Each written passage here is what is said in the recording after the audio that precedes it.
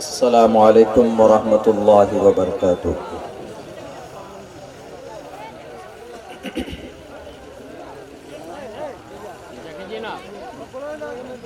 इन्नल हम्दलिल्लाहि नहमदुहु व नस्तईनुहु व नस्तगफिरुहु व नुअमिनु बिही व नतवक्कलु अलैहि व नऊज़ु बिल्लाहि मिन शुरूरि अनफुसिना व मिन सय्यिआति अअमालिना। मन यहदिहिल्लाहु फला मुज़िल्ल लहु व मन युज़लिल्हु फला हादिय लहु। व नशहदु अल्ला इलाहा इल्लल्लाहु वहदहु ला शरीक लहु व नशहदु अन्न सय्यदना व मौलाना मुहम्मदन अब्दुहु व रसूलुहु। अम्मा बअद फ़अऊज़ु बिल्लाहि मिनश शैतानिर रजीम। बिस्मिल्लाहिर रहमानिर रहीम।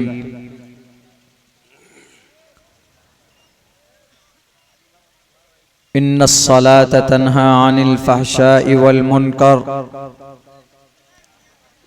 व क़ाल अल्लाहु तबारक व तआला फ़िल क़ुरआनिल मजीद फ़लम्मा अख़ज़तहुमुर रजफ़ा फ़अस्बहू फ़ी दारिहिम जासिमीन। क़ाल अन्नबिय्यु सल्लल्लाहु अलैहि वसल्लम मन तरकस्सलात मुतअम्मिदन फ़क़द कफ़र। व क़ाल अन्नबिय्यु सल्लल्लाहु अलैहि वसल्लम क़ुर्रतु Anne फ़िस्सलाह।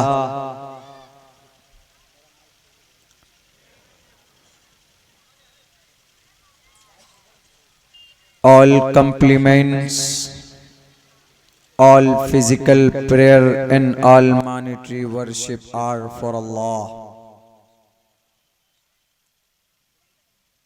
Peace be upon us. Peace be upon you, O Prophet, and Allah's mercy and blessings. Peace be upon us and righteous slaves of Allah subhanahu wa ta'ala. I bear witness that no one is worthy except of Allah subhanahu wa ta'ala. In the name of Allah, the most benevolent, the most merciful, O my Lord, expand me my praise. Ease my task for me. Remove the impediment from my speech so they may understand what I say.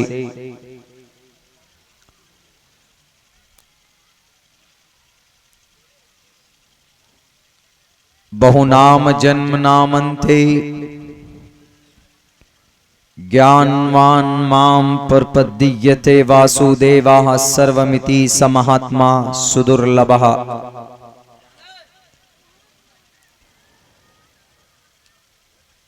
उदारा सर्व एवेति ज्ञानी तात्मेव मयिमतम् आस्थितः सहि युक्तात्मा मामेवामुत्तमां गतिम्।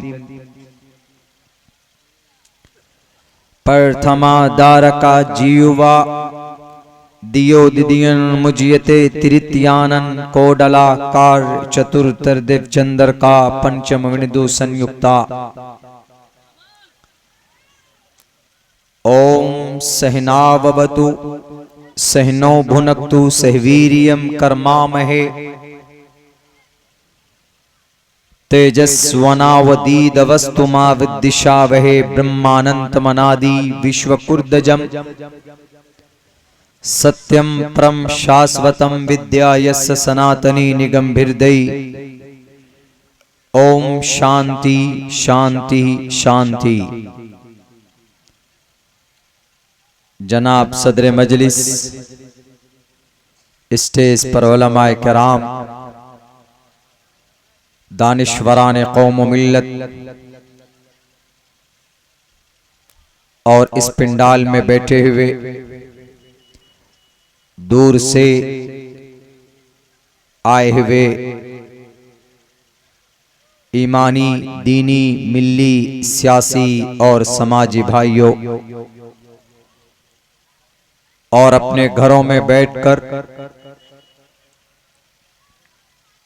कुरान और शरीयत की बात सुनने वाली हमारी इज्जतदार माँ और बहनों, इस्लाह मुआशरा कॉन्फ्रेंस के उन्वान पर आपका ये जलसा है। सहरोजा जलसे का दूसरा दिन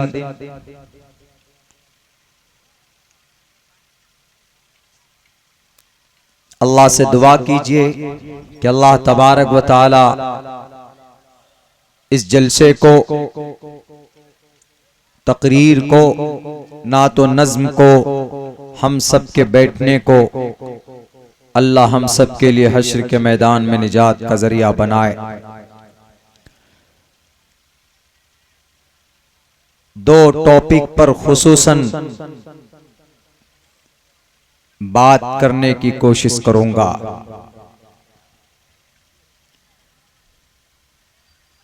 मैंने कुरान करीम की आयत पढ़ी नमाज के ताल्लुक से, और दूसरी आयत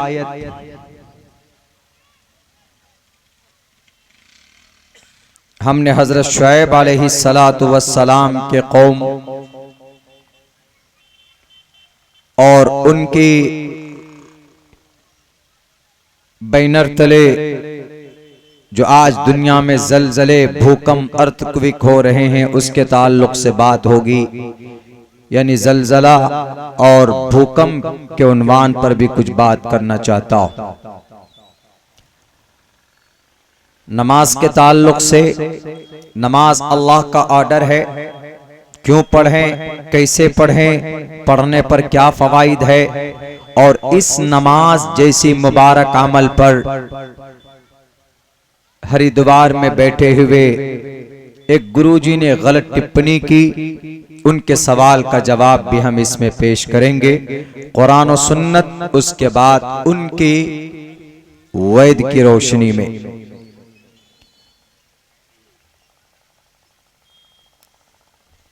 जमीन पर, दुनिया में जलजले क्यों आते हैं, अर्थक्वेक, भूकंप क्यों आता है? अगर आप कुरान और हदीस की रोशनी में देखें तो सूरे जिलजाल पढ़िए, इज़ा ज़ुलज़िलतिल अर्ज़ु ज़िलज़ालहा व अख़रजतिल अर्ज़ु अस्क़ालहा व क़ालल इंसानु मा लहा यौमइज़िन तुहद्दिसु अख़बारहा बिअन्न रब्बक औहा लहा। रब के फरमान से होता है, अल्लाह का आर्डर होता है तो जमीन हिलती है, हिलाई जाती है। हमारा ये अकीदा है, ये कॉन्सेप्ट है इस्लाम का, मुसलमानों का। अल्लाह के नबी अलैहिस्सलातु वस्सलाम ने जलजला क्यों आता है, कुछ गुनाहों के बारे में भी बताया कि जब कौम के लोग वो गुनाह करते हैं तो जलजले पैदा होते हैं, जलजले बर्पा होते। 3 गुनाह कसरत से बयान किए गए, सुनन तिरमिजी की हदीस है। अम्मा आयशा फरमाती है, एक दूसरी हदीस हजरत अबू हुरैरा रज़ी अल्लाह ताला अन्हु के ताल्लुक से है कि जब समाज का आदमी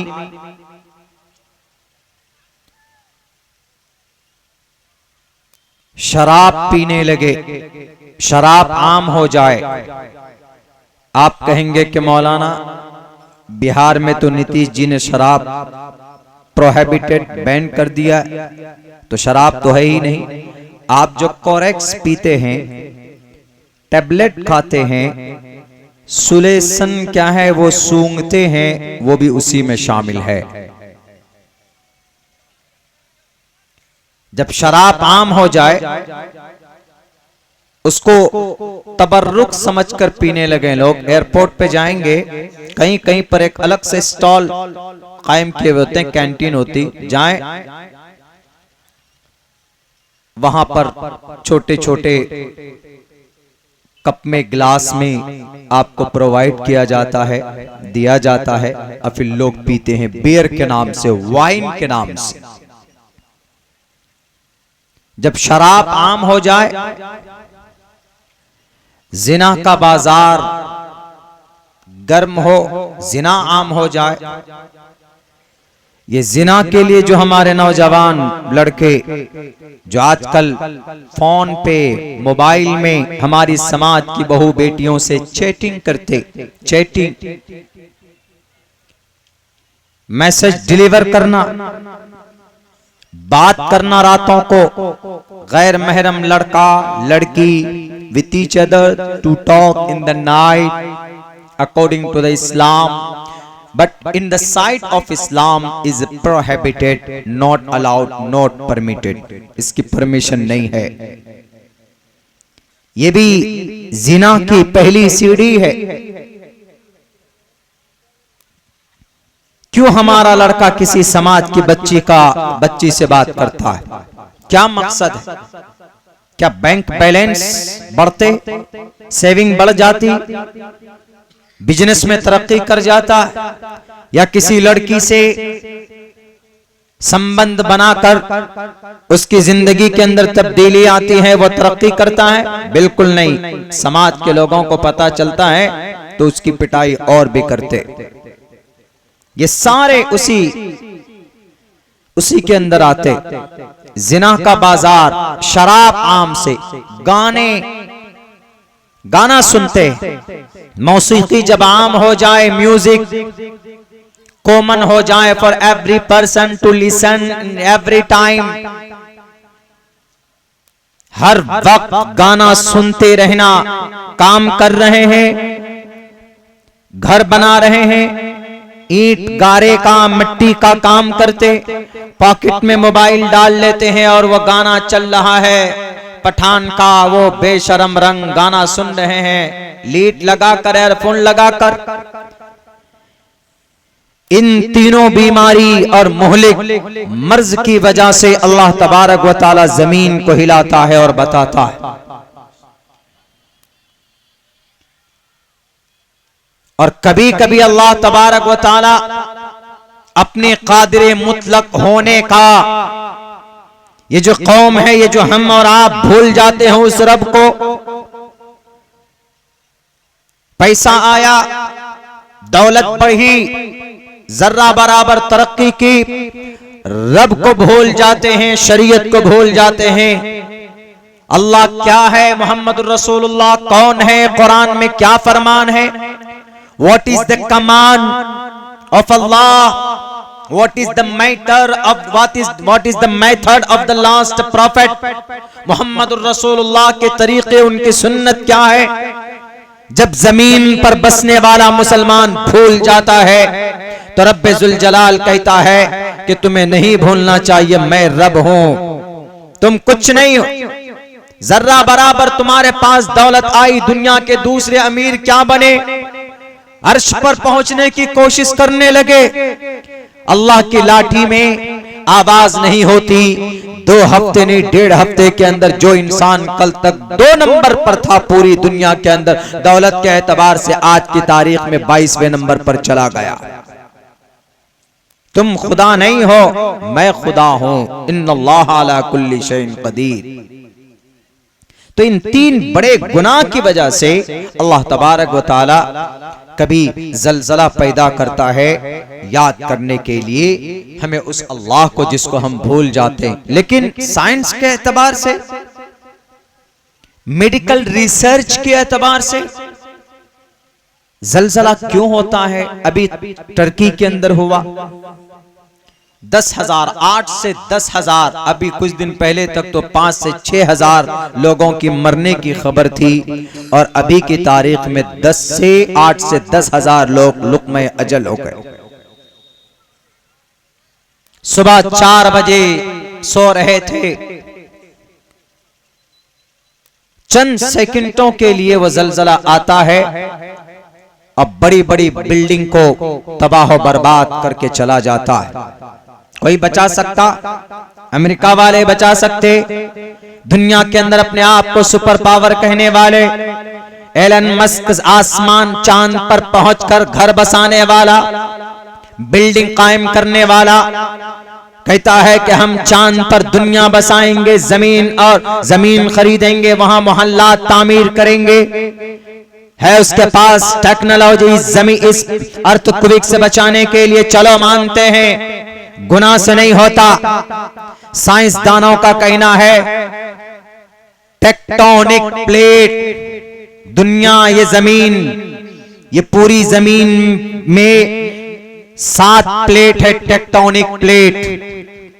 जमीन एक साथ नहीं है, साइंस का कहना है कि अलग अलग छोटे छोटे प्लेट में ये जमीन बटी हुई, वही उसको टेक्टोनिक प्लेट बोलते हैं। जब वो प्लेट आपस में टकराती है तो जहां पर वो प्लेट टकराती है वहीं पे कपकपाहट और वाइब्रेशन पैदा होता है, और उसी वो वाइब्रेशन वहां से ऊपर जमीन के तरफ, ऊपर तय के तरफ वो वाइब्रेशन निकलता है, और उसी वाइब्रेशन की वजह से मकानात और बिल्डिंग वगैरह गिर जाते हैं, उसी को जलजला बोला जाता है। और जहां वो वाइब्रेशन पैदा होता है उस जगह जहां से पैदा होता है उसी को खास मंबा और मखरज कहा जाता। एपिसेंटर उसको बोलते हैं, एपिसेंटर। टेक्टोनिक प्लेट मिलती है और मिलने की वजह से हरकत पैदा होती है और उससे दुनिया के अंदर जलजले पैदा होते हैं, उससे पहाड़ भी वजूद में आता है। ये साइंसदानों का कहना। नीचे, सबसे नीचे जमीन कितने तह पर बटी हुई है? साइंस का कहना है कि 4 तह पर। पहला परत जमीन का क्रिस्टल कहलाता है, जो 35 किलोमीटर मोटा है, यानी 35 किलोमीटर। आप यहां से पूर्णिया इतनी दूर, ये पहला जो परत जिसमें हम लोग बसे हुए। उसके नीचे का जो प्लेट परत है उसको मेंटल कहा जाता है, जो 35 से लेकर 2900 किलोमीटर मोटा है। इतनी दूरी, उसके अंदर आग ही आग है, लावा है, एकदम आग। उसके नीचे आउटर कोर, तीसरा प्लेट, उसके अंदर और ज्यादा शिद्दत की आग है, वहां लोहा पाया जाता है, लोहा। व अंज़लनल हदीद फीही बअसुन शदीद, लोहा वहीं पाया जाता। पहले परत में लोहा नहीं है जमीन के जिसमें हम बसे हैं, यहां से 35 किलोमीटर नीचे लोहा नहीं मिलेगा। 35 किलोमीटर के बाद वो मेंटल पाया जाता है जिसमें आग है, उसमें भी लोहा नहीं है। 2900 किलोमीटर दूर तक लोहा नहीं मिलेगा। 2900 किलोमीटर और नीचे जाएंगे आप, तब उसको आउटर कोर कहा जाता है। वहां पर लोहे को अल्लाह तबारक व तआला ने पैदा किया। ये साइंसदानों की ये तहकीक है। और चौथा परत 5000 किलोमीटर के बाद इनर कोर कहा जाता है, जो सबसे ज्यादा गर्मी और शिद्दत की गर्मी है। वहां पर भी लोहा पाया जाता है। ये 4 परत में ये जमीन, 4 परत है इस जमीन के नीचे, वहां तक, कोर तक, लास्ट तक। आप कहेंगे कि और नीचे क्या है? कुछ नहीं है। आप अगर यहां सुराख करेंगे ना, यहां सुराख करेंगे किसी पाइप से, तो ये पाइप कहां निकलेगा? ये पाइप मैक्सिको में, सही बता रहे आप, मैक्सिको में ये पाइप निकल जाएगा जाके वहां पर। आप यहां डाल रहे, वहां कैसे निकल रहा है? जमीन गोल है, गोल है। आप एक तरफ से अगर पाइप डालते हैं तो दूसरी तरफ वो पाइप निकल जाता है। एक साइंटिफिकली बात है। बैरकैफ जलजले की बात आई तो मैंने कुरान और साइंस का क्या कहना है वो मैंने बताया। साइंसदानों का कहना है कि ये टेक्टोनिक प्लेट के टकराव की वजह से अर्थक्वेक होता है, जलजला पैदा होता है। ये साइंसदानों का, वैज्ञानिक लोगों की एक रिसर्च, एक तहकीक है। लेकिन सच तो यह है कि वो टकराव और वो जुम्बिश और वो वाइब्रेशन यूं ही पैदा नहीं होता, अल्लाह तबारक व ताला ही पैदा करवाता है। अल्लाह तबारक व ताला के हुक्म से ही होता है। इसीलिए कुरान करीम के अंदर कहा गया बिअन्न रब्बका औहा लहा, तुम्हारे रब का फरमान होता है। गुनाहों की वजह से, शराब पीने की वजह से अल्लाह तबारक व तआला दिखाता है दुनिया वालों, सबसे ज्यादा यही नेपाल, ये टेक्टोनिक प्लेट का एक हिस्सा भारत है, दूसरा हिस्सा चाइना है। ये दोनों प्लेट जब मिलती है तो ये हिमालय पहाड़ और बढ़ता चला जाता है। और सबसे ज्यादा दुनिया के अंदर रिकॉर्ड किया गया है, जलजले कहीं पर आते हैं तो ये आपका नेपाल, ये आपका काठमांडू, ये कोई नहीं बचा सकता। जलजले की हरकत से, उसकी जुम्बिश से जब तबाही आती है तो सब के सब तबाह बर्बाद हो जाते। कोई मायकालान नहीं बचा सकता। एक आदमी चाइना में पैदा हुआ, उसने कहा कि हम जलजला आने से पहले हम कोई ऐसा थर्मामीटर बनाएंगे कि जलजला आने से 1 घंटा पहले हमें पता चल जाएगा। उन्होंने सिस्मोमीटर बनाया। इसकी तारीख कब है? 1923 में या 1932 में। ये इस साइंटिस्ट का नाम ज़ियांग हिंग है, उन्होंने बनाया। लेकिन उसी चाइना में 1956 में जब जलजला आता है तो वो सिस्मोमीटर भी काम करना बंद कर देता है और 8 लाख लोग मौत के मुंह में चले जाते हैं। नहीं बचा पाया सिस्मोमीटर। रब के हुक्म के सामने कोई मायकालाल नहीं टिक सकता है। अल्लाह के फरमान के सामने में कोई सिस्मोमीटर नहीं काम आ सकता है। अल्लाह का जो ऑर्डर जब आता है तो अल्लाह तबारक व तआला कहता है, कहेगा कल कयामत में भी, लिमनिल मुल्कुल यौम, कौन है आज का सुपर पावर कौन? टेल मी, बताओ जरा मुझे। कोई नहीं बोलेगा। अल्लाह तबारक व तआला कहेगा, लिल्लाहिल वाहिदिल क़हार, सिर्फ एक अल्लाह है जो क़हार है, जो जब्बार है, रहमान है, रहीम है, उसी की हुकूमत है। कोई नहीं अल्लाह तबारक व तआला के वबा से, अल्लाह के आर्डर से, अल्लाह तबारक व तआला के हुक्म को कोई नहीं टाल सकता, कोई नहीं रोक सकता अल्लाह के अलावा। फलम्मा अखज़तहुमुर रजफ़ा फ़अस्बहू फ़ी दारिहिम जासिमीन। वाक़यात मौजूद हैं। ये जलजले क्यों आते, कैसे आते? जलजले का वजूद, क़यामत का वजूद हमारे हिंदू भाइयों की किताब में बहुत पुराना और बहुत अच्छा मंत्र है। ओम पूर्णमिदः पूर्णमिदं पूर्णात् पूर्णमुदच्यते पूर्णस्य पूर्णमादाय पूर्णमेवावशिष्यते। जिस जात ने, जिस परमात्मा ने इस ब्रह्मांड को सजाया वही इसको नष्ट करेगा। पता चला कि ब्रह्मांड को, जमीन को नष्ट करने की ताकत परमात्मा की है। हम उसी परमात्मा को खुदा बोलते हैं। हमारा भी अकीदा है, फबिअय्यि आलाइ रब्बिकुमा तुकज़्ज़िबान कुल्लु मन अलैहा फ़ान व यबक़ा वज्हु रब्बिका ज़ुल जलालि वल इकराम। Everything will be destroyed in the world will be destroyed। दुनिया खत्म हो जाएगी। there is only one thing is will be remain। एक चीज, एक जात बाकी, वो कौन? वो अल्लाह तबारक व तआला की जात बाकी रहेगी। मेरे भाइयों, आज हो रहा है कि नहीं हो रहा है? हमारे नौजवान देख लीजिए, सबके मोबाइलों में गाने देख लीजिए। अगर 100 जवानों के मोबाइल को चेक कीजिए, अभी बेशरम रंग गाना मिलेगा। पठान फिल्म अभी आई, सबके मोबाइल में पठान फिल्म भी मिलेगी आपको। लूट लिया महफिल, यही सब गाना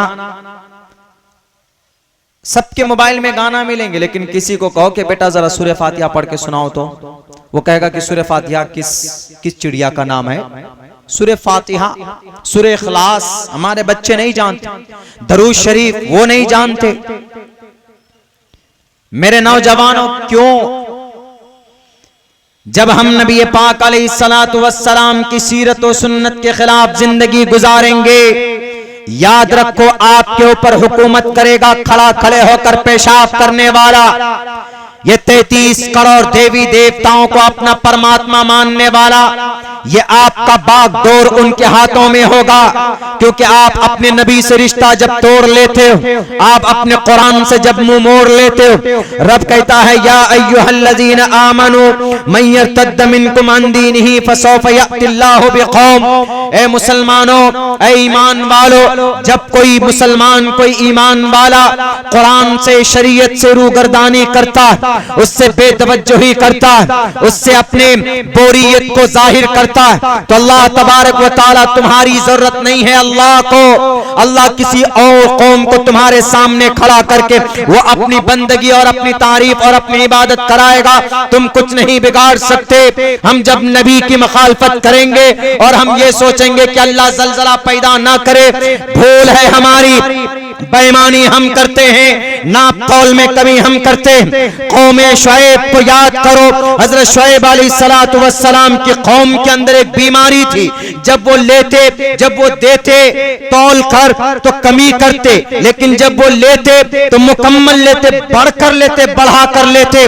पूरी सूरत नाजिल की गई है कुरान करीम के अंदर। हजरत शुएब अलैहिस्सलाम ने कहा कि कौम के लोगों, नाप तौल के अंदर कमी बेशी मत करो, मुकम्मल ईमानदारी के साथ नाप तौल किया करो। कोई तिजारत करते हो तो बेईमानी का सहारा लेकर अगर तुम अर्श मुअल्ला पर पहुंच गए तिजारत की दुनिया में, तो वो कामयाबी की दलील नहीं है, बल्कि कामयाबी जब है जब तुम ईमानदारी के साथ अपनी तिजारत को मजबूत करते हो, नबी की सुन्नत के मुताबिक तुम दुनिया के अंदर अपनी तिजारत को चमकाते हो, मुकम्मल तौर पर अमानतदारी के साथ, दयानतदारी के साथ लेन देन का मामला करते हो, खरीदो फरोख्त करते हो। चूंकि तिजारत को अल्लाह तबारक व तआला ने जायज करार दिया है, कुरान करीम के अंदर साफ लफ्जों में कहा है अहल्लल्लाहुल बैअ व हर्रमर रिबा। अल्लाह तबारक व तआला ने खरीदो फरोख्त को, तिजारत को, बिजनेस को जायज करार दिया है, लेकिन गरीबों के खून को चूसने वाले, 1000 रुपए में 100 रुपए लेने वाले या 100 रुपए में 10 रुपए का जो सैकड़े का जो तुम लोगों का ये तहजीब, ये कल्चर, ये नाजायज और हराम है, ये सूद है। अगर आदमी नमाज न पढ़े तो रब कहता है कि मैं नाराज होऊंगा, तुमने काफिरों वाला अमल किया है। अगर आदमी ज़कात न दे तो रब नाराज होता है। अगर आदमी सुन्नत रसूलुल्लाह के मुताबिक जिंदगी न गुजारे, रब नाराज जरूर होता है। लेकिन अगर कोई मुसलमान सूद खाता है तो अल्लाह नाराज नहीं, बल्कि अल्लाह कहता है कि जंग के लिए तैयार हो जा। इतना नाराज होता है, कहता है कि तू फ़इल्लम तफ़अलू, अगर तुम नहीं बाज आए, सूद खाते रहे, गड़बड़ी करते रहे, इंटरेस्ट लेते रहे, तो तुमको तैयार होना चाहिए। फ़इल्लम तफ़अलू फ़अज़नू बिहर्बिम मिनल्लाहि व रसूलिही, अल्लाह और उसके रसूल से जंग के लिए तैयार हो जाओ। बताइए, इतने नाराज हुए, अल्लाह इतना नाराज होता है सूद वाले सिस्टम से। आज हम लोग बहुत सूद खाते हैं, थोड़ा पैसा आया सूदी कारोबार शुरू। बच्चे गूंगे और बहरे पैदा होते हैं उनके, देख लीजिए आप। जो सूद खाने वाले जल्लाद हैं, डाकू हैं, वो रब्बे जुल जलाल का बड़ा मुजरिम है, वो जो सूद खाता है। दूसरों को हम गालियां देते हैं, मोदी जी, योगी जी को गालियां देते हैं कि नहीं जनाब ये हम पर जुल्म करते। क्या मोदी जी ने नमाज पढ़ने से मना किया मुसलमान को? क्या योगी जी ने कहा कि तुम सूद खाओ? क्या कांग्रेस वाले ने कहा कि तुम चुगलखोरी कहो? नहीं, तब भी मुसलमान ये सारी बुराइयां करता है। हजरत शुएब अलैहिस्सलाम की कौम को अल्लाह ने फलम्मा अखज़तहुमुर रजफ़तु फ़अस्बहू फ़ी दारिहिम जासिमीन, ज़लज़ले ने आ पकड़ लिया, वो अपने घरों के अंदर सो रहे थे। इसलिए अपने इन गुनाहों से बाज आ जाओ। और भी तारीख है और कौमों की, ये सिर्फ मैं ज़लज़ले के ऊपर आप लोगों को साइंस और कुरान और वाक़यात की रोशनी में ये बात समझाने की कोशिश कर रहा हूँ कि मुसलमानों, आज भी वक्त है, सुधर जाओ। अगर तुर्की के अंदर इतना खतरनाक ज़लज़ला आ सकता है तो सबसे ज्यादा रेड जोन में आता है ये नेपाल। रेड जोन यानी नंबर 1 पे आता है, और हम लोग बड़े करीब है। सन 2015 में आया था, कितने मरतबा हिलाया था अल्लाह ने? सन 2015 में मेरे ख्याल से एक दिन में 2-2, 3-3 मरतबा आता था और परेशान हो जाते थे हम लोग। फूंस के घर पे जाके लेटते थे। क्यों? अगर छप्पर गिरे तो बचेंगे, बच जाएंगे, मरेंगे नहीं। किस वजह से? शराब की कसरत की वजह से। नेपाल में शराब बहुत पाई जाती है। बार में जाइए, लड़कियां ब्राना होकर डांस करती, जाइए वहां पे, जिना का बाजार गरम है। स्कॉट सर्विस, यहीं पर बैठे बैठे लड़की बुक कीजिए, आपके रूम के अंदर, आपके होटलों के अंदर वहां प्रोवाइड कराया जाता है। कहां? नेपाल के अंदर। उनसे कहीं ज्यादा हमारे भारत में भी होने लगा। जहां जहां होगा, रब नाराज होगा तो रब दुनिया को जमीन का ऑर्डर देता है कि भाई तुम जरा दिखा दो इन लोगों को। इसीलिए मुसलमानों, हम मुसलमानों को ये बुरी चीजें, ये गुनाह हैं, जिना है, शराब है, खुसूसन नौजवान मोबाइलों में message, hello how are you, my name is फलां, I want to touch you, I want to meet you, I want to look at you. मैं दोस्ती करना चाहता हूं आपसे, because you look like very, उल्टा पुल्टा सेंटेंस जोड़ देते। You look like very handsome, लड़की को हैंडसम बोल देते, और लड़के को you look like very beautiful बोल देते, इम्प्रेस, प्रेशर जमाने के लिए। अब बच्चे भी समझते हैं कि अरे भाई ये लड़का तो इंग्लिश जानता। अब बच्चे होती बोली वाली फौरन चपेट पे आ जाती। नाजायज संबंध, पहले चैटिंग, फिर डेटिंग, फिर कटिंग हो जाता। पहले चैट करते हैं, चैट मीन्स बातचीत करते हैं, उसके बाद फिर डेट करते हैं, मतलब नाजायज संबंध होता। उसके बाद फिर क्या करते हैं? कटिंग। जब ख्वाहिशात पूरे हो जाते हैं ना, फिर एक दूसरे का मर्डर कर देते हैं। कटिंग का यही मतलब है। इस्लाम में ये तीनों चीजें नाजायज और हराम। मीडिया वाले नहीं कहेंगे कि चैटिंग नाजायज, नहीं कहेंगे, वो कहेंगे कि चैटिंग जायज है। बल्कि ऐप बनाते हैं। आप लोग फेसबुक पे देखते हैं, हजारों ऐप आपको बताएंगे कि ये ऐप ट्राई करो, अपने शहर के आसपास की लड़कियों से बात करो, दोस्ती करो। वो लोग प्रमोट कर रहे हैं। इस्लाम कहता है कि नहीं, not allowed to talk with each other with the stranger person for a girl, for boys and girls, not allowed, it is a prohibited. जायज नहीं है इस्लाम में चैटिंग करना। डेटिंग की तो दूर की बात, डेट का मतलब घूमने के लिए जाना, गैर महरम के साथ चले जाएंगे गेहूं के खेत में। समाज की बेटियों, आपके कानों तक मेरी आवाज पहुंचती हो, दुपट्टे में मोबाइल छुपाकर मां से जाकर वहां पर बात, हेलो मैं फला बोल रही हूं, बहुत तुम्हारी याद आती है, तुम क्या खाए, अंडा। उनके दिल में हो जाता है फंडा। यहीं से नाजायज रिश्ते का जन्म होता। क्या मिलता है आपको? अगर आपको रिश्ता करना है तो जायज तरीके से करो, इस्लाम मना नहीं करता। चौधरी की बेटी और एक अंसारी की बेटी, दोनों मोमिना रिश्ता कर सकते। अम्मा खदीजतुल कुबरा को मोहम्मद रसूलुल्लाह सल्लल्लाहु अलैहि वसल्लम की ईमानदारी पसंद आई, आपकी ऑनेस्टी, तो उन्होंने फौरन रिश्ता भेजा। आप अलैहिस्सलाम ने अपने सरपरस्त ख्वाजा अबू तालिब से मशवरा करके निकाह किया कि नहीं किया? अम्मा सिद्दीका को आप पसंद आए, उनकी जहानत को देखकर मोहम्मद रसूलुल्लाह ने अबू बकर सिद्दीक को पैगाम निकाह भेजता है कि Abu Bakr Siddique, I want to marry Aisha, Aisha से निकाह करना चाहता हूं। लेकिन आपने किसी से नाजायज बातें नहीं की है निकाह से पहले। समाज के नौजवान लड़कों लड़कियों, लानत है तुम पर कि तुम मोबाइलों के जरिए से अपने कीमती वक्त को जाया करते हो। 2-2, 3-3 घंटा रातों में बात करते हो गैर महरम से। और ये बोलता है ये हरिद्वार का ये बाबा जी, इसे पता नहीं, वो बोलता है कि इस्लाम में तो ऐसा है कि नमाज पढ़ो, उसके बाद जो चाहे करो। अरे जो चाहे वो करेगा तो फिर नमाज पढ़ने की जरूरत क्या है? वो ये बोल रहा है कि नमाज का मतलब, ये इस्लाम का मतलब नमाज पढ़ने के बाद जो मन में आए वो करो। क्या पागलपन है? नमाज की अच्छी खूबसूरती क्या है पता है? नमाज का सबसे बड़ा फायदा यह है, अल्लाह कुरान में कहता है इन्नस्सलाता तन्हा अनिल फहशाई वल मुनकर, मतलब नमाज बेहयाई और बुरी बातों से रोकती है। वो क्या बोल रहा है? वो बाबा जी दवाई बनाते बनाते अब वो प्रवचन गुरु बन गए। पहले दवाई बनाते थे पतंजलि, अब पतंजलि दवाई बेचते बेचते अब वो टिप्पणी करने लग गए। मेरी तकरीबन 600 स्पीचेस हैं यूट्यूब के अंदर, 600।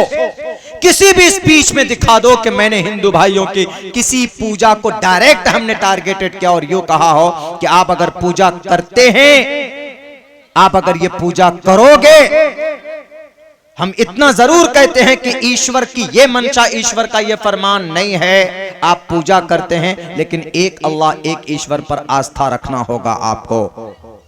हम ये नहीं कहते कि ये पूजा करते इसीलिए ये इनके लिए जायज है शराब पीना, बेटियों के साथ जिना करना या बेटियों की इज्जतों के साथ खिलवाड़ करना, कभी नहीं कहते।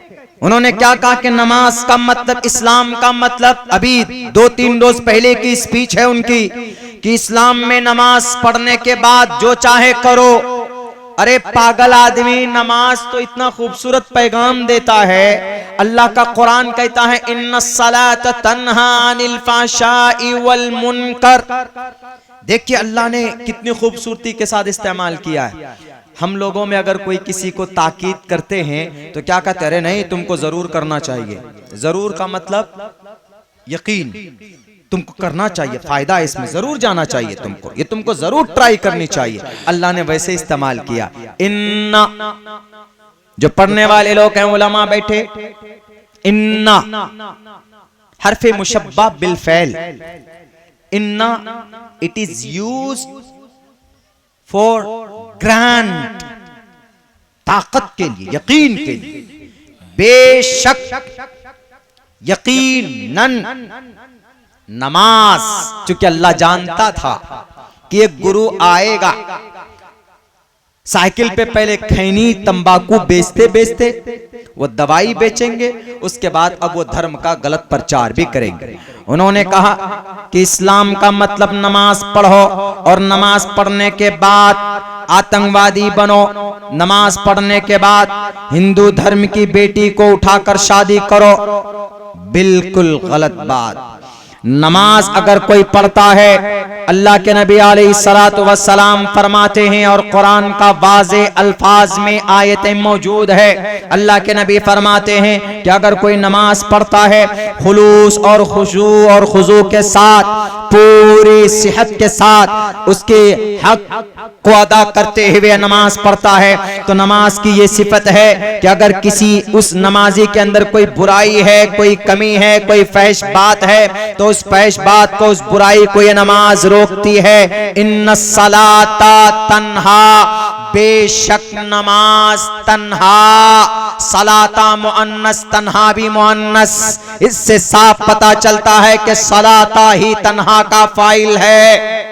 इल्मी बात, ग्रामर की बात है ये। यकीनन नमाज बेहयाई से, बुरी बातों से रोकती है। और दंगा क्या है? बुरी बात है। और आतंकवाद क्या है? बुरी बात है। किसी बेटी को पकड़कर जबरदस्ती उसका धर्म बदलना क्या है?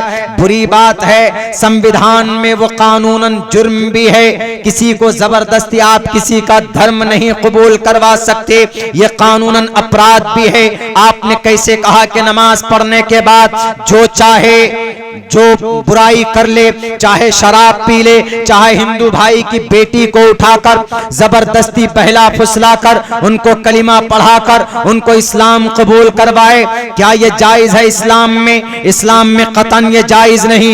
ये दोनों बातें उन्होंने वाज़े लफ्जों में कही कि इस्लाम का मतलब नमाज पढ़ो, उसके बाद चाहे तो उग्रवादी बनो, चाहे तो वो हिंदू बेटियों के साथ बिया रचाओ, यानी लव जिहाद करो। इन दोनों के ऊपर हम जरा रोशनी डालना चाहेंगे। जनाब बाबा साहब, हमारे बाबा गुरुजी हरिद्वार के अंदर रहने वाले, आपको शायद मालूम नहीं, अगर नमाज पढ़ना पाप होता, अगर नमाज जैसी पवित्र इबादत करना गुनाह होता, तो याद करो वाल्मीकि रामायण के उस मंत्र को, उस श्लोक को, जिसके अंदर श्री रामचंद्र जी ने हनुमान जी के पूछने पर हनुमान जी से कहा था, ए हनुमान तुम ईश्वर की पूजा करना चाहते हो, ए हनुमान तुम ईश्वर के करीब होना चाहते हो, ए हनुमान तुमको ईश्वर का प्रिय मित्र बनना है, तो आओ मैं तुमको बताता हूं क्या करें। ए मर्यादा पुरुषोत्तम, ए रामचंद्र जी हम क्या करें बताइए जरा, आप हमको जरा कुछ ज्ञान दीजिए। Please tell me how can I pray to God, how can I close to the God, हम कैसे अल्लाह के करीब हो जाए, हम कैसे ईश्वर के करीब हो जाए, जरा आप हमें बताइए। तो वाल्मीकि रामायण के अंदर कहा गया है गुरुजी, सिर्फ आपका गुरु बनने से नहीं, बल्कि अगर आपका ज़मीर जिंदा है तो पढ़ो वाल्मीकि रामायण, पढ़ो आप तुलसीदास रामायण, उसके अंदर बाजे लफ्जों में यह श्लोक मिलेगा जिसके अंदर नमाज जैसी सेम नमाज की तरह ही इबादत का तरीका हनुमान जी को श्री रामचंद्र जी ने बताया।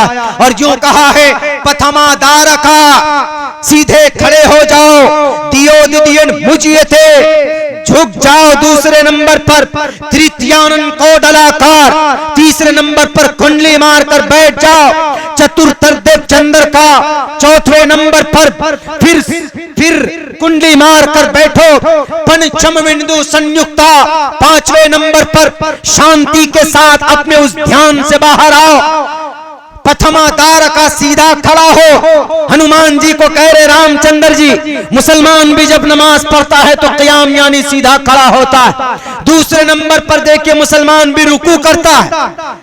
दियोदियन मुझियते, थोड़ा झुक जाओ। हनुमान जी देखिए कितना अच्छा तरीका बता रहे हैं। तीसरे नंबर पर कोडलाकार, कुंडली मारकर बैठ जाओ। मुसलमान जब अत्तहियात पढ़ता है तो कुंडली मारकर बैठता है नमाज में।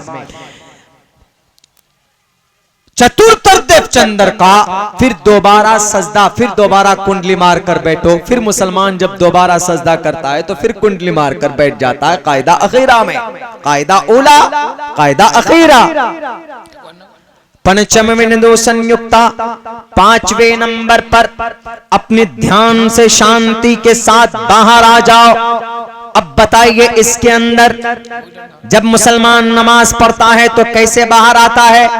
शांति के साथ, सलामती के साथ, सलामती के साथ। अस्सलामु अलैकुम व रहमतुल्लाह, अस्सलामु अलैकुम व रहमतुल्लाह। नमाज से बाहर आने के लिए सेम नमाज का तरीका है कि नहीं है गुरुजी? या पतंजलि के दफ्तर पर घुसे और बैठे रहोगे? पढ़ो ना इस मंत्र, इस श्लोक को। जो तरीका नमाज में 1450 साल पहले अल्लाह तबारक व तआला ने हजरत जिब्राइल अमीन को 10 मरतबा भेज कर मोहम्मद रसूलुल्लाह को समझाया था कि नमाज का तरीका ये है। और इस नमाज को पढ़ने के बाद ये नमाज बेहयाई से रोकती है, बुरी बात से रोकती है। क्या फसाद पैदा करना बुरी बात नहीं है? फसाद गुनाह है, फसाद गुनाह है, कबीरा है। फसाद करने वालों को अल्लाह पसंद नहीं करता है। अल्लाह का कुरान कहता है आतंकवाद उसको बोलते हैं जो इंसानों को कत्ल करता है। यह हमारा और आपका मानना है, लेकिन अल्लाह क्या कहता है? मन कतल नफ्सन बिगैरि नफ्सिन औ फसादिन फिल अर्ज़ि फकअन्नमा कतल अन्नास जमीआ। अगर इस जमीन पर कोई वोट के नाम पर, अगर इस जमीन पर कोई राजनीति के नाम पर, अगर इस जमीन पर कोई हिंदू मुस्लिम के नाम पर, अगर इस जमीन पर कोई अपनी जाती मफाद के लिए अगर दंगा और फसाद करता है, अगर सन 2002 का दंगा देखो, गुजरात के अंदर तो फसाद है, कुरान की नजर में वो जुर्म है।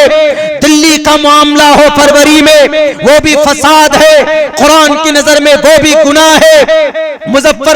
मुजफ्फरनगर का दंगा हो, या फिर भागलपुर का दंगा हो, या फिर मुरादाबाद के ईदगाह में गोलियों की बारिश हो, या फिर जनाब कोई भी कहीं पर भी घटना हो, अगर कोई इंसान किसी को गोली से मारता है या कहीं किसी को तकलीफ देता है, फसाद बर्पा करता है, कुर्सी को बचाने के लिए डराता है एक मखसूस तबके को, तो कुरान साफ लफ्जों में कहता है मन कतल नफ्सन बिगैर नफ्सिन, इस जमीन पर खामखा किसी एक इंसान का अगर कोई कत्ल करता है और फसादिन फिल अर्ज़, या जमीन पर फसाद पैदा करता है, फकअन्नमा कतलन नास जमीआ, गोया उसने पूरी इंसानियत को कत्ल कर दिया। कुरान कहता है, इसको नहीं बयान करेंगे कि नहीं मुसलमानों के यहाँ है कि नमाज पढ़ो फिर जो चाहे करो।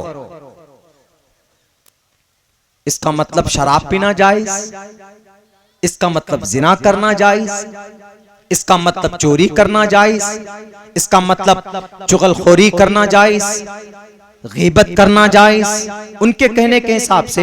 लेकिन क्या ये सारी चीजें नाजायज और हराम है कि नहीं है मेरे मुस्लिम भाइयों? बिल्कुल है। इसका मतलब तो ये भी हुआ कि गैर महरम औरतों से बातें करना, उनसे संबंध बनाना ये भी जायज, हालांकि ये जायज नहीं है।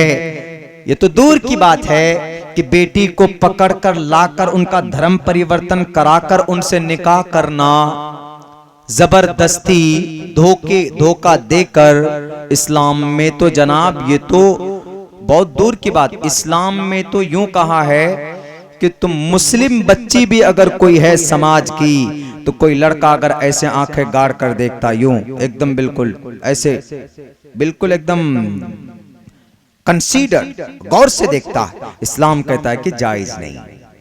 देखना जहां जायज ना हो गलत नजर से, तो वहां उठाकर पकड़कर लाकर शादी करना गलत तरीके से कैसे जायज हो सकता है? गुरुजी बताइए, बाबा जी आप ही बताइए।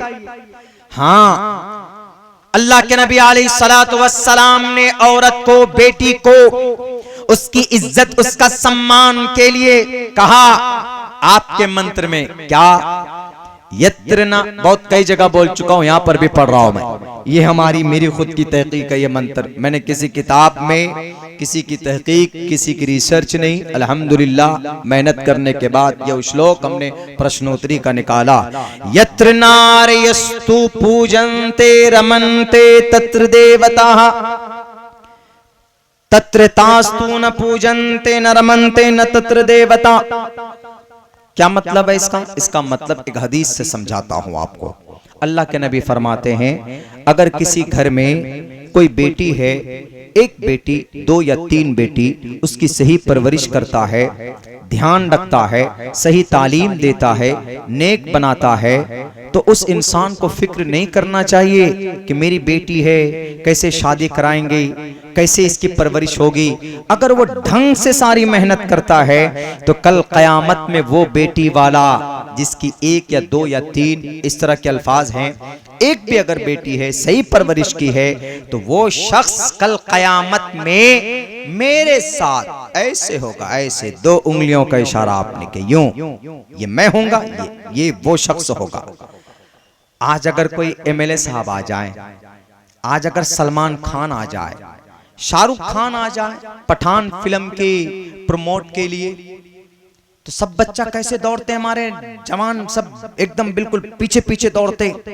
चलो क्यों? सेल्फी लेना सर, सेल्फी, एक सेल्फी, साथ में सेल्फी लेना चाहते ताकि दिखाएंगे कि देखो मैं सलमान खान शाहरुख खान के साथ सेल्फी लेकर आया।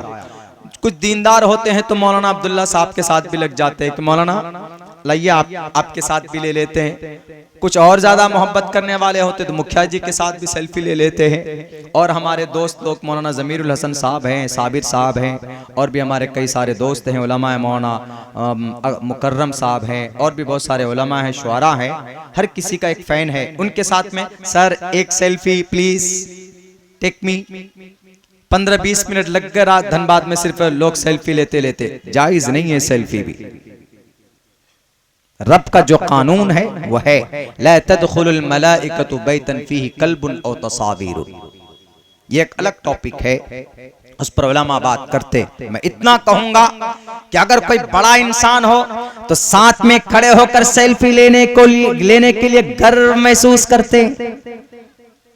कि नहीं सेल्फी लेंगे दो, देखो मैंने लिया सेल्फी, ये देखो आए थे मंत्री जी आए थे तो ये देखो मैंने सेल्फी लिया, ये देखो सीएम साहब आए थे तो मैंने सेल्फी लिया, देखो मेरा फोटो उसके साथ में, अपना प्रेशर दबाने के लिए। लेकिन इस कायनात का सबसे बड़ा मोहसिन, इंसानों का, इंसानियत का भला चाहने वाला, इस कौम को दुनिया में भी बचाने वाला, कल कयामत में भी बेड़ा पार करने वाला, अगर कोई मर्द मुजाहिद, कोई माई का लाल है तो वह आमना का राज दुलार मोहम्मद रसूलुल्लाह सल्लल्लाहु अलैहि वसल्लम है। दुनिया के अंदर भी रब के अजाब से बचाया, सारी कौम तबाह बर्बाद कर दी गई गुनाह करने की वजह से। शुएब अलैहिस्सलाम की कौम पर अंगारों की, पत्थरों की बारिश हुई, बात नहीं मानी, पूरी कौम जला दी गई, पूरी कौम पत्थरों में दबा दिए गए। नूह अलैहिस्सलाम की कौम ने बात नहीं मानी तो नूह अलैहिस्सलाम की कौम को अल्लाह ने पानियों में, सैलाब में गर्क किया कि नहीं किया। फिरौन ने बात नहीं मानी तो दरिया के अंदर उसको बहा दिया जाता है। कारून बात नहीं मानता है तो जमीन, घर समेत जमीन पे धंसा दिया जाता है। फसखसफना बिही व बिदारिहिल अर्द। हजरत लूत अलैहिस्सलाम, हजरत सालेह अलैहिस्सलाम की कौम, सबको तबाह बर्बाद कर दिया जाता है, सबको, कोई नहीं बचते। बनी इस्राइल में एक तबका ऐसा था कि कुनू क़िरदतन खासीन, बंदर बना दिए गए, जानवरों जैसी शक्ल बना दी गई उनकी, उनके नबियों की बात न मानने की वजह से। लेकिन हम मुसलमान, बताइए, कई बांग्लादेश का मुसलमान हो, अफगानिस्तान का मुसलमान हो, भारत का मुसलमान हो, या कतर का मुसलमान हो, सऊदी अरब का मुसलमान हो, या दुबई का मुसलमान हो, श्रीलंका का मुसलमान हो, इसराइल का मुसलमान हो, चाइना जापान का मुसलमान हो, अल्लाह के नबी का खिलाफ करता है, सुन्नत के खिलाफ जिंदगी गुजारता है, शराब पीता है, जिना करता है, गलत काम करता है, उसके बावजूद भी अल्लाह ने इस कौम को हलाक नहीं किया है। क्यों? ये मोहम्मद रसूलुल्लाह का एहसान है। आप अलैहिस्सलाम ने हालत मौत के वक्त में कहा था कि जिब्राइल तुम मुझे ले जा सकते हो, मुझे मोहलत नहीं चाहिए, मुझे ज्यादा नहीं जीना है और इस दुनिया में, लेकिन एक अल्लाह से वादा करवा दो कि अल्लाह तबारक व तआला ने जैसे पिछली कौम को हलाक किया है, मेरी इस कौम को बैक वक्त अल्लाह हलाक नहीं करेगा। वो दुआ कबूल की गई। ये कौम गुनाह करती है तब भी अल्लाह दो वक्त की रोजी रोटी देता है। ये कौम बेईमानी करती है, बड़े ओहदे पे चले जाते हैं, लोगों के खून को चूसते हैं, सियासत की दुनिया में चले गए तो लोगों के खून को चूसते हैं, पावर में आ गए तो गलत तरीके पर फंडिंग को, फंड जनाब अपने अकाउंटों में भर लेते हैं, लोगों तक उनके हक हुकूक नहीं पहुंचते। उसके बावजूद भी अल्लाह तबारक व तआला बैक वक्त पूरी कौम को तबाह नहीं कर रहा है। क्यों? मोहम्मद रसूलुल्लाह की दुआ की वजह से। और कल क़यामत में भी जब सब परेशान होंगे तो वहां अगर कोई जात बचाने वाली होगी तो वह जात मोहम्मद रसूलुल्लाह सल्लल्लाहु अलैहि वसल्लम की होगी। बताओ मेरे भाइयों, वो जात, वो नबी कह रहा है ऐसे मेरे साथ होंगे। तो इसी हदीस को आप इस मंत्र में समझिए, यत्र नार यस्तु पूजन्ते रमन्ते तत्र देवता तत्र तास्तु न पूजन्ते न रमन्ते न तत्र देवता। जहां बेटी का सम्मान ना हो, बेटी की इज्जत ना हो, वहां ईश्वर भी नहीं आते। और हम वो हैं जो बेटी की इज्जत करते। इस्लाम वो है जो बेटी के लिए कहा जाता है बेटी अकेले बाजार मत जाओ। इसलिए इन्नल मरअता औरतुन इज़ा खरजत इस्तशरफहा शैतान, रवाहुल बुखारी। जब औरत अकेली मार्केट में जाती है, बेपर्दा होकर जाती है, तो शैतान पीछे से जाता है। इन्नल मरअता औरतुन इज़ा खरजत इस्तशरफहा शैतान, तो शैतान उसका पीछा करता है। देखिए कितनी फिक्र है इस्लाम को, किसकी? बेटी की। और आप ये कह रहे हो कि इस्लाम के अंदर ये है नमाज पढ़ो, नमाज पढ़ने के बाद आतंकवाद बनो, नमाज पढ़ने के बाद शराब पियो। अरे शराब भी जायज नहीं है। शराब क्या, अगर कोई नशा आवर चीज किसी के हथेली पर है, अगर कोई मट्टी है उसके अंदर नशा है, उस मट्टी को खाकर कोई मदहोश हो जाता है, नशा है उस मट्टी में, तो वो भी हराम है, नाजायज है। अब बल्कि बड़ी सख्त वईद भी है। अल्लाह के नबी अलैहिस्सलाम फरमाते हैं कि शराब पीने वाला, शराब का सेवन करने वाला, सुअर कोई खाकर आ जाए आपकी बस्ती में, नजिसुल ऐन हराम है, सुअर पीक हराम, बिल्कुल नाजायज, not allowed to eat the mutton of pig. सुअर का मांस खाना नॉट अलाउड, जायज नहीं, नजिसुल ऐन होने की वजह से। लेकिन कोई खाकर आ जाता है तो उसका वबाल सिर्फ सुअर खाने वाले पर होता है। और अल्लाह के नबी फरमाते हैं कि जब कोई शराब पी कर आता है तो उसका वबाल शराब पीने वाले पर नहीं होता, बल्कि पूरे समाज वाले को उसका वबाल भुगतना पड़ता है, सबके ऊपर आता है। तुम कह रहे हो कि नमाज पढ़ो, बाकी जो मन में आए वो करो। पहले पढ़ते इस्लाम को, दुनिया के सारे धर्म की तारीफ उनके गुरुओं ने की, लेकिन इस्लाम वो मजहब है जिसकी तारीफ अल्लाह ने खुद की, इन्ना दीन इंदल्लाहिल इस्लाम। लाओ दुनिया वालों, है तुम्हारे पास कोई थर्मामीटर, मुकाबला कर सकते हो। दुनिया के तमाम धर्म गुरुओं से हम कहना चाहते हैं, इस्लाम को बदनाम करने से नहीं, इस्लाम का नाम अल्लाह ने रखा है, मुसलमानों का ये नाम अल्लाह का दिया हुआ है।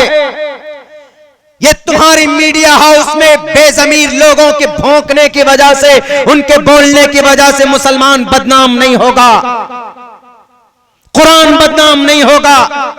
अल्लाह का कुरान कहता है इन्नस्सलाता तन्हा अनिल फ़हशाइ वल मुनकर, बेहयाई बुरी बातों से ये नमाज रोकती है। अगर कोई आदमी चोरी करता है, कैसे रोकोगे? जेल में डालकर नहीं, इस्लाम के प्लेटफॉर्म पर ले आओ, 1 महीना ढंग से नमाज पढ़ाओ। जब वो सजदे में जाएगा, जब वो ईश्वर के करीब होगा, जब वो पढ़ेगा सुब्हान रब्बियल आला, सुब्हान रब्बियल आला, सुब्हान रब्बियल आला, के हेतु वो ब्रह्म गतिस्तान्ते सत्संगतिर्दान विचारतोषः, ईश्वर का नाम जपेगा तो ईश्वर के करीब होगा। आदमी अल्लाह के सबसे करीब कब होता है? जब वो आदमी सजदे में होता है। अगर आपका कोई मामला अटका हुआ है, एक फॉर्मूला आपको बता देता हूं, आप जाइए वजू कीजिए, रातों को बिल्कुल जब सब लोग सो जाएं, वजू कर कर आप चले जाइए मस्जिद में एक कोने में और 2 रकात नमाज की नीयत बांधिए और खूब अल्लाह की तरफ तवज्जो कर कर आप अल्लाह की तारीफ कीजिए, सूरह फातिहा पढ़िए, सूरत मिलाइए, रुकू में जाइए, सजदे में जाकर आंसू बहाइए, अल्लाह से दुआ कीजिए कि अल्लाह आई एम हेल्पलेस, ए अल्लाह मैं कमजोर हूं, ए अल्लाह मेरा गुनाह इतना है कि गुनाह मेरा तेरी रहमत के सामने कुछ नहीं है। ए अल्लाह तू अल क़हार है, ए अल्लाह तू जब्बार है, ए अल्लाह तू गफूरुर रहीम है, ए अल्लाह तू रहमान है, ए अल्लाह तू रहीम है, ए अल्लाह तू वदूद है, ए अल्लाह तू लतीफुन खबीर है, ए अल्लाह तू समीउन बसीर है। अल्लाह की तारीफ कीजिए तो अल्लाह तबारक व तआला देखता है।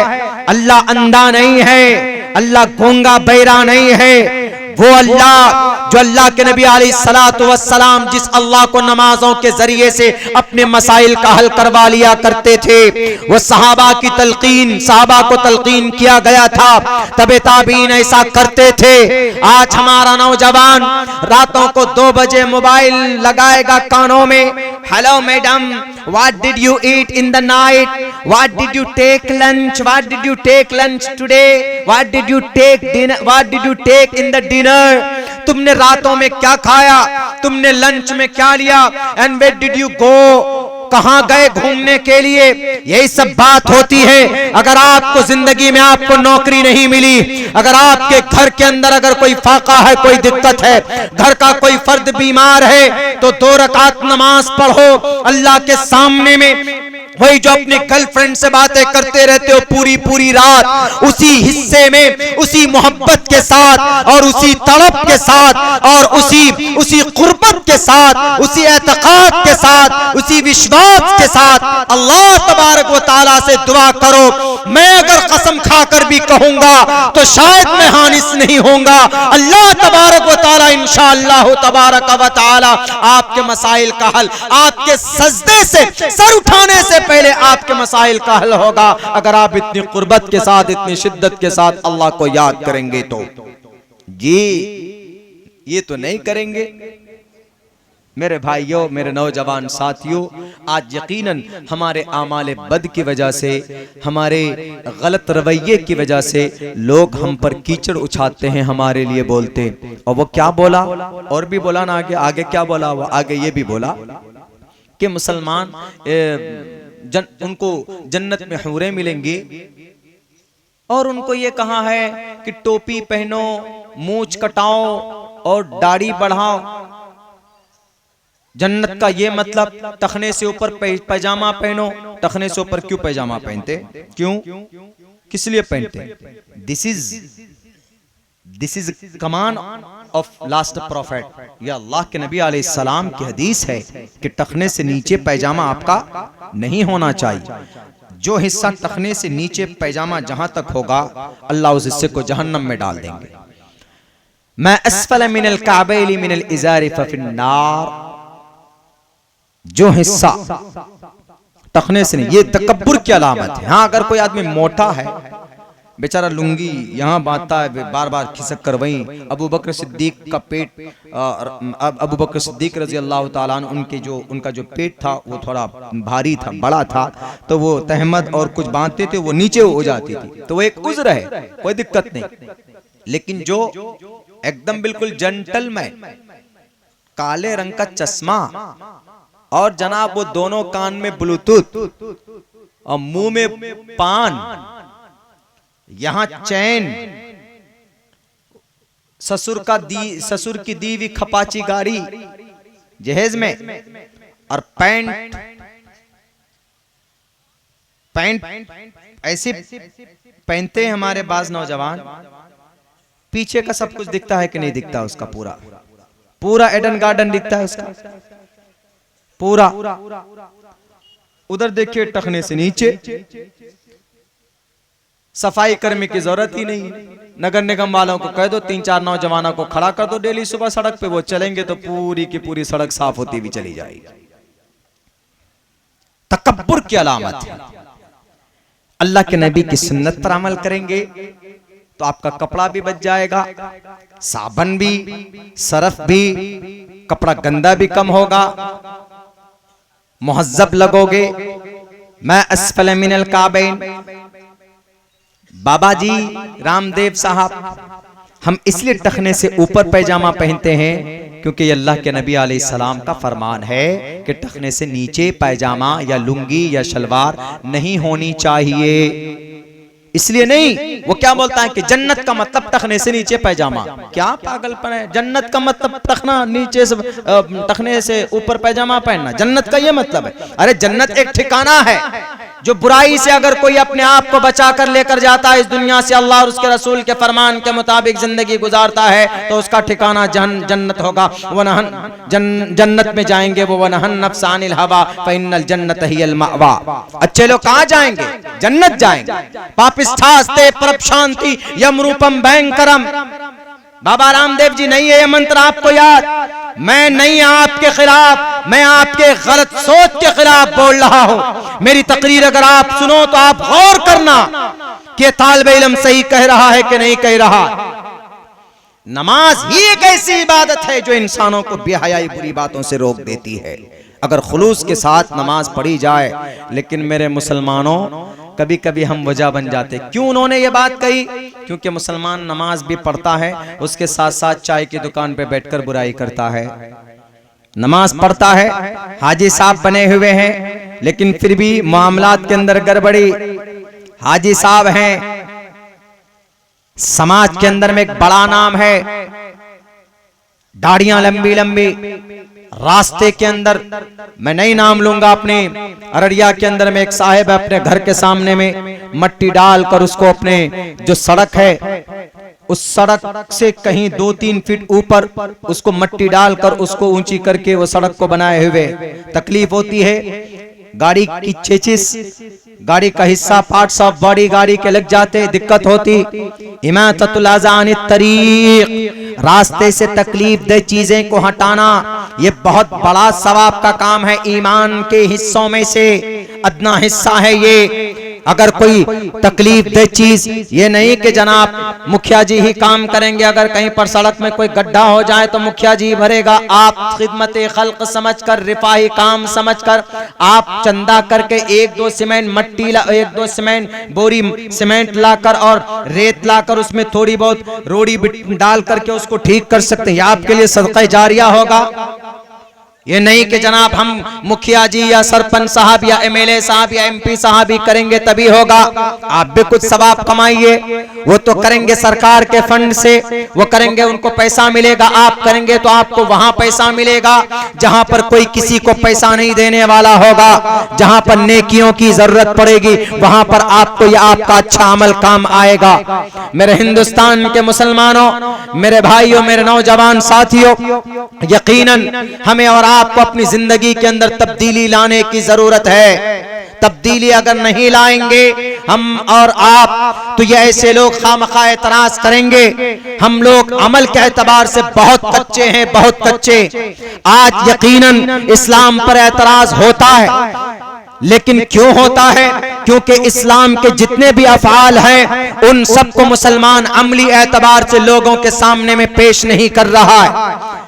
हर मैदान में अल्लाह के नबी अलैहिस्सलातु वस्सलाम ने हम लोगों को एक तरीका बतलाया है। मोहम्मद रसूलुल्लाह सल्लल्लाहु अलैहि वसल्लम कौन से फील्ड के अंदर ऐसा है कि जो मुसलमानों को यूं ही छोड़ दिया हो कि मुसलमानों तुमको जो करना है तुम करो। गलत कल्चर, गलत तहजीब, गलत तरीके को अपनाकर मुसलमान बदनाम होता है। वरना मोहम्मद रसूलुल्लाह ने ईमानदारी के साथ, अमानतदारी के साथ दुनिया वालों को वो पैगाम दिया है कि अगर उस पर अमल कर लिया जाए तो आज ना सही आप 1 साल बाद, 2 साल बाद, 3 साल बाद, 5 साल के बाद आपका कामयाब होना लाजमी है। आप कामयाब होंगे। क्या गलत तरीके से तिजारत करने पर ही आदमी दुनिया का पहले नंबर का मालदार बनता है? अरे मालदार बनना तो दूर की बात है। अल्लाह के नबी अलैहिस्सलातु वस्सलाम ने भी तिजारत करके दुनिया के अंदर अस्सादिक अल अमीन का खिताब पाया था। आपने शेयर मार्केट के शेयर्स गलत तरीके पर नहीं खरीदे थे। आपने एनएफटी के अंदर में कोई भी छल कपट नहीं किया था। ये तो ये झूठे लोग होते हैं, ये तो ये अपने पैसों की वजह से लोगों के जमीर को खरीदते हैं, मीडिया हाउसेस को खरीद लेते हैं और बड़े बड़े ठेकेदारों को खरीद कर जनाब अपने आप को कहते हैं कि मैं दुनिया का सबसे बड़ा बिजनेसमैन हूं। लेकिन होता क्या है? झूठ तो झूठ है। मैंने 4 महीना पहले ये भविष्यवाणी मैं नहीं बोलूंगा, लेकिन मैंने अपनी तहकीक के हिसाब से बात कही थी। अब से 4 महीना पहले ये जो शख्स दुनिया के भारत के अंदर दुनिया का दूसरे नंबर का मालदार बना हुआ है, इसके अंदर छल है, इसके अंदर कपट है। एक न एक दिन अल्लाह तबारक व तआला उसको दिखाएगा कि तुम बेईमानी करके कुर्सी नंबर 2 पर ज्यादा दिन तक नहीं रह सकते। अगर आपको ईमानदार बनना है, आप कहेंगे कि मौलाना तो फिर हम किसका तरीका ढूंढे? मोहम्मद रसूलुल्लाह का तरीका ढूंढिए ना। 20 साल की उम्र में मोहम्मद रसूलुल्लाह को अल अमीन का खिताब मिला था, अस्सादिक का खिताब मिला था। वो भी किसने दिया था? एक यहूदी ने दिया था। साइब बिन कैस अल मखजूमी ने आप अलैहिस्सलातु वस्सलाम को अस्सादिक अल अमीन का खिताब दिया था। आप सच्चे थे, आप अमीन भी थे, लेकिन वो यहूदी असल नाम जर्जीस था, लेकिन उसको साइब बिन कैस अल मखजूमी बोलते। मोहम्मद रसूलुल्लाह पैसा लेते उनसे। पैसा लेने के बाद आप अलैहिस्सलाम प्रॉफिट लेकर पहले जो पैसा होता उनका वो पैसा उनको देते। उसके बाद फिर जो प्रॉफिट में से बचाकर 10%, 20%, 30% या आधा या पाव या 3 पाव उनको भी देते और आप भी रखते। आपकी इस दयानतदारी को देखकर, आपकी इस अमानतदारी को देखकर वो यहूदी कहता है कि Muhammad ibn Abdullah you are honest person, तुमसे ज्यादा अमानतदार, तुमसे ज्यादा सच्चा इंसान मैंने अपनी जिंदगी के अंदर नहीं देखा। तब लोगों ने कहना शुरू किया कि मोहम्मद आप तो सच्चे हैं, आप तो अमानतदार हैं। तब लोगों ने शुरू किया, एक गैर ने आपसे मुतासिर होकर मामलात अच्छा होना चाहिए, इससे यह पैगाम मिलता है। ऐसा नहीं कि कि किसी से पैसे लिए 2 दिन 3 दिन कहकर 2 साल लगा देते, मामलात के अंदर गड़बड़ी है, नमाज नहीं पढ़ोगे रब माफ करेगा, you can enter the paradise, जन्नत जा सकते हो। रोजा नहीं रखोगे, अगर रब माफ कर दे, रब का हक है वो रोजा रखना, तो अल्लाह माफ कर देगा, तो you can receive the paradise. अगर आप ज़कात नहीं दोगे तो अल्लाह तबारक व तआला अपना हक माफ कर देगा, खुद अल्लाह माफ कर देगा कल क़यामत में, अगर अल्लाह ने चाहा तो। You can receive, you can achieve the paradise, तुम जन्नत जा सकते हो।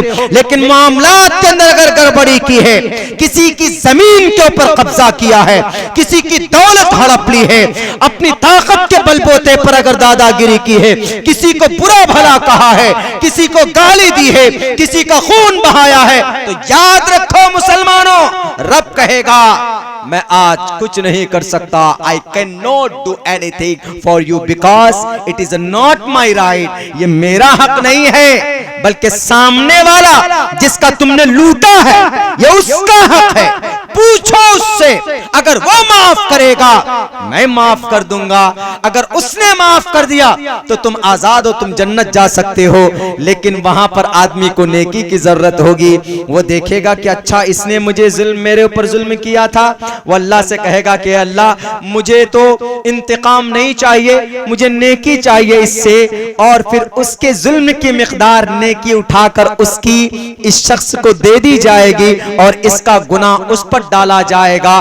दुनिया के अंदर बेईमानी करने की वजह से, दुनिया के अंदर मामलात में गड़बड़ी करने की वजह से, और फिर वो शख्स जो नेकियों का अंबार लेकर पहुंचा होगा, एक भी नेकी नहीं होगी, हाथ पकड़कर जहन्नम में डाल दिया जाएगा। मेरे भाइयों, अल्लाह के नबी अलैहिस्सलाम ने ईमानदारी से तिजारत करके नाम कमाया है मोहम्मद रसूलुल्लाह ने। ये नहीं शेयर मार्केट के शेयर्स को अप्स एंड डाउन करके गलत तरीके पर, हम लोगों पर भी तो ये फिट होता है ना, हम लोग भी कभी फ्रूट्स की दुकान करते हैं या परचून की दुकान, किराना दुकान करते हैं या कुछ और भी बेचते हैं। अगर किसी माल में कोई डिफॉल्ट माल है, खराब माल है, तो आप सामने जो ग्राहक है आप उसको यूं कहिए कि इस माल के अंदर ये प्रॉब्लम है, हम इतनी नहीं इतनी कीमत में आपको देंगे, लेकिन ये खराबी है।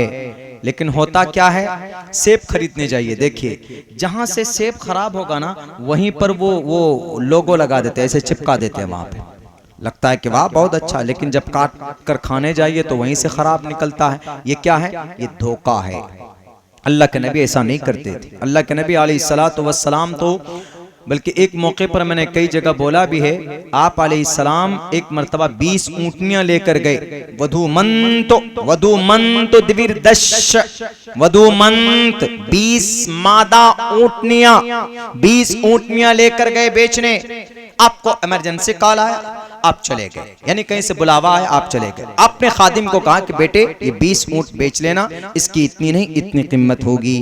इसमें से एक ऊँट लंगड़ा है, एक ऊँटनी इसके अंदर उसकी टांग खराब है, वो नहीं चल सकती, इसलिए उसकी कीमत आधी होगी।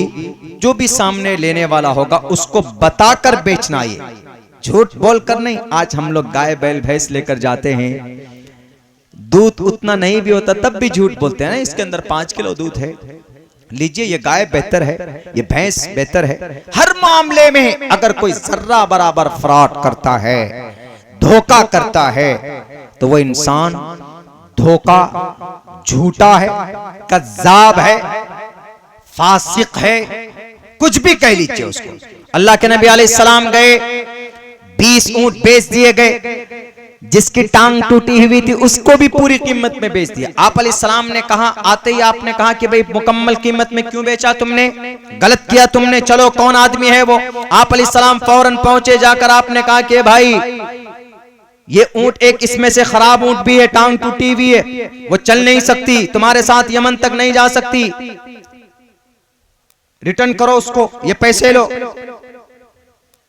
वो आदमी देखिए, वो आदमी कहता है कि Muhammad ibn Abdullah, are you Muhammad ibn Abdullah?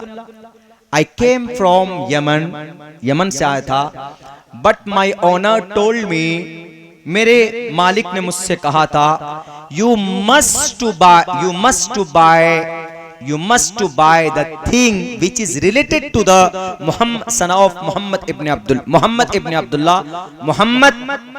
Abdullah यानी son of Abdullah, मोहम्मद के ही जो माल हो उसी को खरीदना, किसी और के माल को मत खरीद कर लाना।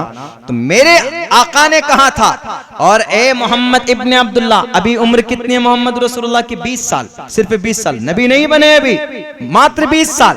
हमारा 20 साल का बच्चा तो अभी मोबाइले में गुम होता है, अभी सलमान खान शाहरुख खान की तरह चुटिया बांधता है, पीछे बड़े बाल कर लेंगे, रबड़ लगा लेंगे, लड़का होकर लड़की की तरह बनने की कोशिश कर रहा है। जायज नहीं है, हराम है। शाहरुख ने पठान फिल्म में ऐसा बाल बनाया तो हम भी वैसा रखेंगे। अल्लाह के नबी के बाल के कितने तरीके नहीं जानते हमारे बच्चे। सलमान खान ने तेरे नाम में कैसा बाल रखा, अजी बीच से फाड़ कर। बच्चे एक जगह तो हमने न्यूज में ये भी पढ़ा था, किसी की मांग रही इधर से इधर हो रही थी तो वो बीच में तेजाब डाल लिया ऐसे करके। बताइए ये पागलपन। अल्लाह के नबी कैसे बाल रखते थे? वफरा, लिम्मा, जुम्मा, 3 तरीके के। और आप अलैहिस्सलातु वस्सलाम आता है, हजरत अली भी फरमाते हैं कि हम भी कभी कभी बाल को साफ कर लिया करते थे। मोहम्मद रसूलुल्लाह भी अपने बालों को बिल्कुल उस तरह से साफ करते थे। हम आजकल अपनी जुबान में जिनको बोल देते हैं कि गंजा होना, टकला हो जाना। होगा कोई टकला? वफरा क्या है, लिम्मा क्या, जुम्मा क्या, जवान नहीं जानेगा। लेकिन शाहरुख खान पठान फिल्म में कैसा बाल रखा जी वो चुरकी बनाया, वैसा बनाएंगे। एक सुन्नत पर अमल करोगे तो 100 शहीदों का सवाब मिलेगा। तो उसने कहा कि मोहम्मद इब्ने अब्दुल्ला, आपकी दौलत, आपकी ऊंटनी देखकर हमने इस लंगड़ी ऊंट को भी खरीदा, हम वापस नहीं कर सकते। बैरकैब बहुत मुश्किल के बाद उसने रिटर्न किया और ये कहा कि हम आज नहीं आए थे, 3 दिन से I have come here before 3 days, 3 दिन पहले यहां आ चुका हूं और सिर्फ आपके माल का, आपकी ऊंटनी का, आपके ऊंट का आने का इंतजार मैं कर रहा था, क्योंकि आपके अमानतदार और आपके सदाकत और आपके अमानतदारी की लोग मिसाल देते हमारे यमन में, इसीलिए मैं आपके इंतजार में था। जैसे ही देखा कि मोहम्मद इब्ने अब्दुल्ला ऊंट लेकर पहुंचे, ऊंटनियां लेकर पहुंचे हैं, मंत्र के अंदर कहा गया वधूमन तो दिविरदश 20 ऊंटनियां, यही 20 ऊंटनियों के तरफ इशारा है कि आप अलैहिस्सलाम 20 ऊंट लेकर गए। यमन के आदमी आए, उन्होंने खरीदा, लेकिन जो कमी थी मोहम्मद रसूलुल्लाह ने लोग उसके सामने वाज़े की। आप अलैहिस्सलातु वस्सलाम ने, है कोई माए का लाल इतनी अमानतदारी के साथ तिजारत करने वाला? उस नबी पर एतराज करने से पहले, कीचड़ उछालने से पहले, है कोई ऐसा ताजिर जो आप पेश कर सको कि अगर जर्रा बराबर कमी हो, आप अलैहिस्सलाम चाहते तो छोड़ सकते थे कि जाओ चला गया, लेकिन नहीं, घोड़े पर बैठकर अपने खादिम को लेकर उसका पीछा किया कि वह कहां से आया था। वहां जाकर एक्सप्लेन करता, इस ऊंटनी के अंदर ये कमी है, इसकी 50,000 कीमत नहीं 25,000 कीमत ले लो, 25,000 वापस मैं तुमको करने के लिए तैयार। आज तो हम लोग ऐसे हैं, अगर कोई खराब माल भी, अगर जिसकी कीमत 10 रुपए हो, अगर 100 रुपए में कोई दे दे, 100 रुपए में अगर बिक जाए तो समझते हैं कि बहुत अच्छा हुआ। बिल्कुल नहीं। अगर सामने वाले को खबर नहीं है तो उसको आगाह कीजिए, उसको वाज़े कीजिए। मेरे भाइयों, इस्लाम इन्हीं चीजों के साथ, अपनी आन बान शान के साथ पूरी दुनिया के अंदर चमकता और दमकता। यही वजह है कि इस्लाम अपने तारुफ के लिए किसी का मोहताज नहीं है। इस्लाम ही अल्लाह ने इसलिए पसंद भी फरमाया है, इसलिए कि इसके कानून अनोखे हैं और इसके वाक़यात अच्छे हैं। इसकी सदाकत की मिसालें, अदालत की मिसालें और मोहब्बत की मिसालें, इंसानियत की मिसालें, मानवता की मिसालें दुनिया की किसी और धर्म के अंदर नहीं है, लेकिन इस्लाम के अंदर है। कुरान पढ़ो तो सवाब मिलेगा, गीता पढ़ो तो सिर्फ आपके जिस मकसद के लिए पढ़ते हो वो हासिल हो सकता है, पुण्य नहीं मिल सकता। बाइबल पढ़ो, बरनयास पढ़ो, आवाज़ था पढ़ो, दसातीर पढ़ो, हनुमान चालीसा ही क्यों न पढ़ो। जय हनुमान ज्ञान गुण सागर, जय कपीसते हो लो को जागर। रामदूत अतुलित बलदामा, अंजनी पुत्र पवन सुतनामा। ये हनुमान चालीसा है, थोड़ा लंबा है, मुकम्मल पढ़ने का टाइम नहीं है। हिंदू भाई इसलिए पढ़ते हैं जब किसी को भूत आता है या कोई जादू या आसिफ इस तरह का शक हो तो हिंदू भाई उसको पढ़ते हैं ताकि उसको इन परेशानियों से निजात मिल जाए। लेकिन पढ़ने के बाद क्या उनके नामे आमाल में पुण्य लिखा जाता है? नहीं लिखा जाता। लेकिन अगर एक मुसलमान कुरान पढ़ता है, अगर एक मुसलमान सूरह इखलास पढ़ता है, कुल हुवल्लाहु अहद अल्लाहुस समद लम यलिद वलम यूलद वलम यकुल लहू कुफुवन अहद, उसका मकसद भी पूरा होता है और पढ़ लेने के बाद क़यामत तक उसके नामे आमाल में सवाब भी लिखा जाता है। ये सिस्टम है इस्लाम का, ये सच्चाई, ये अच्छाई है इस्लाम की। इसलिए मेरे भाइयों, आज हम तमाम मुसलमानों को अपने गुनाहों से तौबा करना चाहिए। ज़लज़ले के ताल्लुक से जो इस तरह के भूकंप और अर्थक्वेक आते हैं, इन मुहलिक खराबी और बीमारी जो हमारे जनरेशन में है, इनसे रिमूव होना चाहिए और हमारे जवानों को सही रास्ते पर आना चाहिए। लोग एतराज़ करते हैं, चाहे नमाज हो, कुरान हो, उनके एतराज़ से वक्ती तौर पर कुछ लोग कंफ्यूज होते हैं, लेकिन रियलिटी वो नहीं है जो वो बयान कर रहे हैं। रियलिटी वो है जो हमारे कुरान करीम के अंदर लिखा हुआ है। वो साफ लफ्ज़ों में है कि अगर कोई नमाज पढ़ता है तो नमाज बेहयाई और बुरी बातों से रोकती, ये नमाज की सिफत है। इसलिए हमारे तमाम मुस्लिम भाई आज ये अहद करें कि हम लोग पाबंदी के साथ नमाज पढ़ेंगे। अगर कोई जानबूझकर नमाज को छोड़ता है तो इमाम अहमद इब्न हम्बल फरमाते हैं, इमाम इसहाक बिन राहवे फरमाते हैं कि वो काफिर हो गया जिसने जानबूझकर नमाज को तर्क किया। मन तरक सलात मुतअम्मिदन फक़द कफर। कद माजी में इस माजी पे जब इस्तेमाल होता है तो यकीन का माना देता है। इसीलिए यूं कहा जाता है कि जिसने नमाज को जानबूझकर छोड़ दिया कि नहीं पढ़ा हमने, कि नहीं पढ़नी हमको नमाज, फक़द कफर, गोया उसने कुफ्र किया।